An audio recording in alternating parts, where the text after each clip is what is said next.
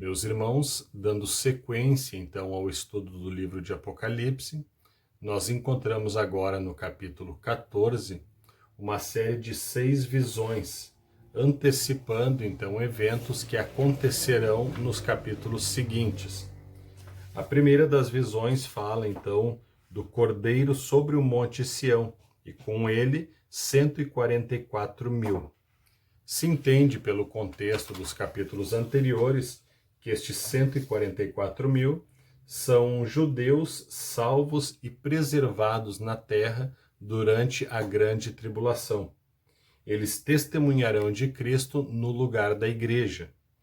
As outras visões que nós vemos ali, então, falam de 3 anjos, um anjo anunciando um evangelho eterno, que nós compreendemos que ele pregará o evangelho na segunda metade da grande tribulação. Um outro anjo, então, ele antecipa a queda, o juízo da Babilônia, que nós veremos ainda nos capítulos seguintes de maneira mais detalhada. E um terceiro anjo, então, ele anuncia um juízo sobre os adoradores da besta. Depois nós observamos ali duas visões. A primeira visão semelhante ao Filho do Homem, que está sentado sobre uma nuvem, e ele tem na sua cabeça uma coroa de ouro. E ele usa então uma foice aguda para ceifar a terra. A outra visão fala, por exemplo, de um anjo que também ele tem uma foice aguda, porém agora ele está colhendo cachos de uva. E aí nos mostra ali a história então que este anjo ele lança sua foice sobre a terra, e aquelas uvas, então, elas são lançadas no lagar da ira de Deus. E nós veremos, então, de maneira agora detalhada nos capítulos seguintes, estes juízos, então, preditos nestas visões. Agora, no capítulo 15, nós observamos aqui no versículo 1 o anúncio, então, de um grande e admirável sinal no céu. A Bíblia nos fala então de 7 anjos com 7 pragas. E estas pragas então é o derramar da ira de Deus. No versículo 2 então fala do mar de vidro misturado com fogo. E estes que saíram vitoriosos da besta, da sua imagem, do seu sinal e do número do seu nome. Eles têm um cântico. E me chama a atenção que neste cântico, entre algumas palavras, diz ali que verdadeiros e justos são os teus caminhos. Também vai dizer que os teus juízos são manifestos. Nós vamos observar, meus irmãos, agora a partir do capítulo 16, estas taças que os anjos têm, então, que estão cheias da ira de Deus. Observamos então que Deus trata o pecado com uma certa medida, e o pecado então ao atingir esta medida, agora então Deus derramará da sua ira. Um dos detalhes interessantes é que dentro dos juízos anteriores já anunciados no livro de Apocalipse, muitas vezes eram juízos parciais, que atingiam, por exemplo, a terça parte da terra, o mar. Mas agora nós vamos entender que são juízos universais, os últimos juízos de Deus, então, registrados em Apocalipse. Agora nós lemos no capítulo 16, o versículo 1, uma grande voz que ordena, então, aos 7 anjos para eles derramarem sobre a terra as 7 taças da ira de Deus. A primeira taça, ela produz nos homens uma chaga maligna, úlceras, ou algumas versões vai dizer então um abscesso, uma coisa repugnante foi produzida nos homens então com esta primeira taça. O segundo anjo então derrama a sua taça no mar e torna-se em sangue o mar, e morre toda espécie de vida que existia ali. Anteriormente, a terça parte do mar já havia sido prejudicada, mas agora diz que toda a alma vivente que existia ali, então, foi morta. O terceiro anjo derrama sua taça nos rios e nas fontes das águas, e estas também convertem-se em sangue. Ouve-se então uma voz do anjo das águas que diz ali: que justo és tu, Senhor. Como derramaram o sangue dos santos e dos profetas, também tu lhe destes a beber sangue, porque disto são merecedores. E uma voz diz que verdadeiros e justos são os teus juízos. Então, mais uma vez, meus irmãos, nós observamos isso. A retidão em Deus ao retribuir o pecado executado. Os anjos dizem: verdadeiros e justos são os teus juízos. Na hora certa, na medida de Deus, ele retribui então toda impiedade produzida pelos homens. O quarto anjo derrama sua taça sobre o sol, e foi-lhe permitido que abrasasse os homens com fogo. Vai dizer então que o calor excessivo, ele queima os homens. Mas mesmo assim, a Bíblia diz que mesmo abrasados, prejudicados com grandes calores, eles blasfemam o nome de Deus. Eles não se arrependem para dar glória ao Senhor, sabendo que Deus teria domínio sobre toda a situação, mas a dureza dos seus corações pelo pecado leva-os a blasfemar o nome do Senhor. O quinto anjo, ele derrama a sua taça sobre o trono da besta, e o seu reino se faz tenebroso, e os homens mordem a língua de dor. Nós vamos observar que mesmo com dores e por causa das chagas, os homens continuam blasfemando o nome de Deus e não se arrependem das suas obras. Será um momento terrível, um momento muito difícil, mas mesmo assim, pela dureza dos seus corações, eles continuarão blasfemando o nome de Deus. O sexto anjo, a Bíblia diz que ele derrama a sua taça sobre o grande rio Eufrates, e a sua água secou-se para que se preparasse o caminho dos reis do Oriente. Então nós vamos observar aqui uma preparação para o avanço das tropas que irão do Oriente para Israel na grande batalha final. Vemos uma preparação de Deus neste cenário.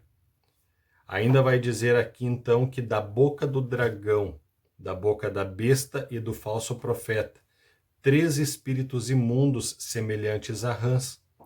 Aqui a Bíblia usa esta figura para se referir a demônios que atuarão neste período. São espíritos de demônios, diz ali, que fazem prodígios, os quais vão ao encontro dos reis de todo o mundo para os congregar para a batalha. Então nós vamos ver então que essa trindade satânica, ela fará uma confederação, uma reunião então de reis, de governantes, numa preparação, uma investida final para a grande batalha.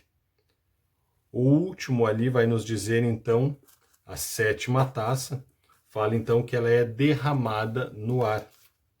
Sendo derramada no ar, então, diz que ela produz trovões, relâmpagos e um grande terremoto, como nunca tinha havido desde que há homens sobre a terra. Continua nos dizendo ali então que uma grande chuva de pedras com peso de aproximadamente 35 quilos, porque era uma praga muito grande. Agora, meus irmãos, nos capítulos 17 e 18, nós vemos então a queda da Babilônia. Vamos entender, e é importante analisarmos isto, por exemplo, no capítulo 17, a Babilônia é simbolizada por uma mulher, a grande prostituta sobre muitas águas.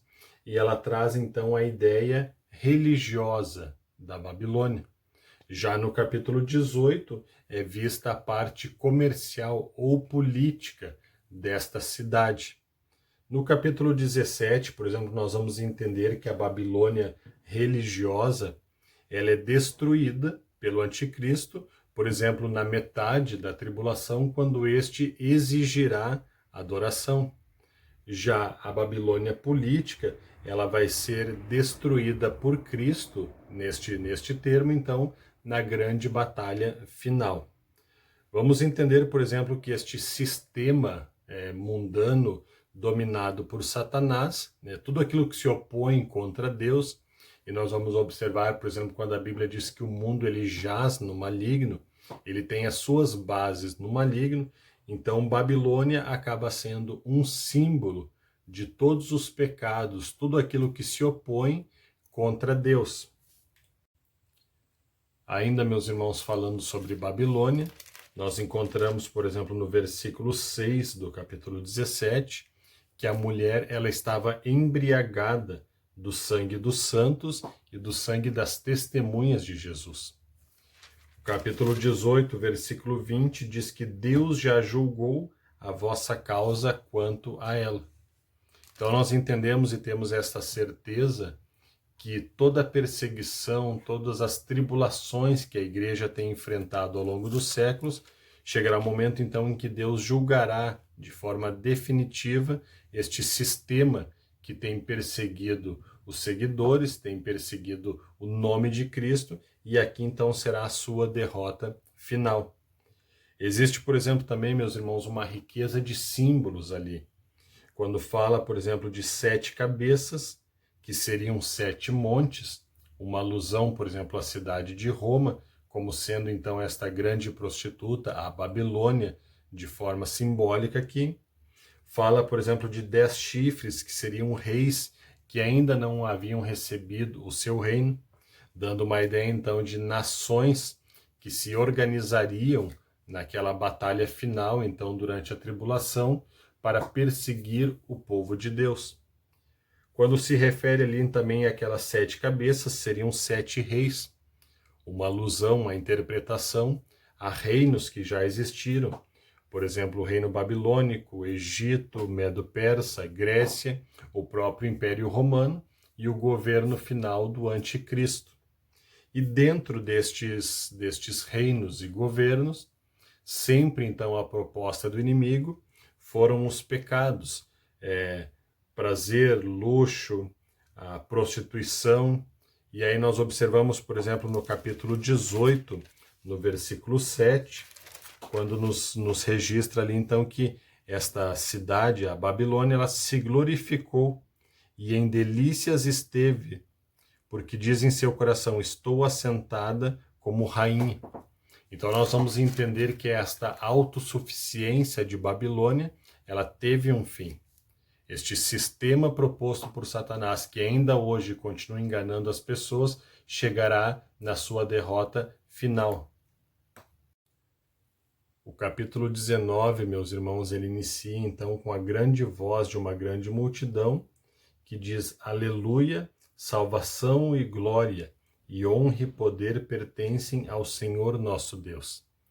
E mais uma vez aqui nós observamos a repetição da expressão, verdadeiros e justos são os teus juízos, pois julgou a grande prostituta que havia corrompido a terra com a sua prostituição. Nós vemos um contraste, por exemplo, com a grande prostituta do capítulo 17, o símbolo da Babilônia religiosa, a mulher vestida de púrpura e de escarlata, adornada com ouro, pedras preciosas e pérolas, e que tinha um cálice de ouro na sua mão, embriagada com o sangue dos santos e das testemunhas de Jesus. Em contraste a esta figura terrível, nós temos agora no versículo 7 do capítulo 19, que vindas são as bodas do Cordeiro, e já a sua esposa se aprontou. Vai dizer ali que foi-lhe dado que se vestisse de linho fino, puro e resplandecente, porque o linho fino são as justiças dos santos. Um contraste, então, daquela figura da grande prostituta, com uma igreja, após ter sido galardoada no tribunal de Cristo, ela começa a participar, então, das bodas do Cordeiro. E nós vamos ver, então, por exemplo, ali no versículo 14 do capítulo 19, que seguiam-no exércitos que há no céu em cavalos brancos e vestidos de linho fino, branco e puro. uma ideia de um casamento, de um cortejo real. A igreja, então, agora acompanhando Cristo para prender, então, a besta e o falso profeta. E aí nós encerramos esta sessão aqui com o triunfo da igreja e a batalha final, então, para a implantação do reino milenial de Cristo.